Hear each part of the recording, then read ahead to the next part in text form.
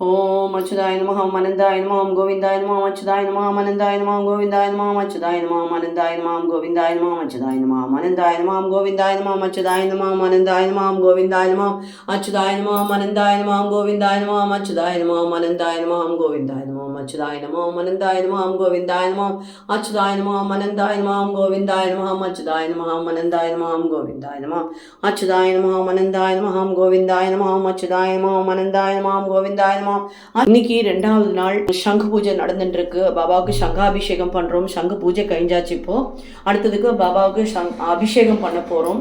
So இந்த மாதிரியான காட்சிகள் நமக்கு கிடைக்கிறதுனாலே நமக்கு மகாபாகியம்னு அர்த்தம். இது யாருக்கெல்லாம் கிடைக்கிறதோ அவள்லாம் பாகியசாலிகள். தொடர்ந்து நம்ம 11 மணிலேருந்து ஆரம்பித்து 12:45 1 மணி வரைக்கும் இது போகும். அதுவும் முக்கியமாக அபிஜித் நல்ல நேரத்தில் இது பண்ணுறதுனால நம்மளுடைய கோரிக்கைகள் அனைத்தும் நிறைவேறும் அப்படிங்கிறது ரொம்ப நல்ல காரியம். இதை பார்க்க கிடைச்சதானா கண்டிப்பாக ஒரு கோடி புண்ணியம் நம்ம பண்ணியிருக்கோம்னு அர்த்தம்.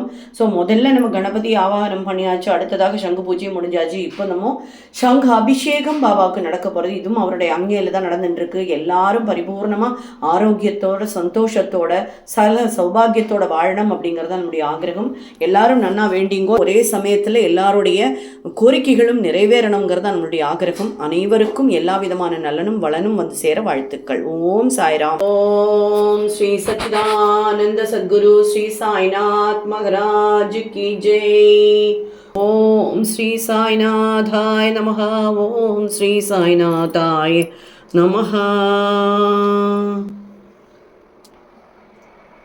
ஓம் ஸ்ரீ சாய்நாதாய நமஹ. ஓம் ஸ்ரீ சாய்நாதாய நமஹ. ஓம் ஸ்ரீ சாய்நாதாய நமஹ.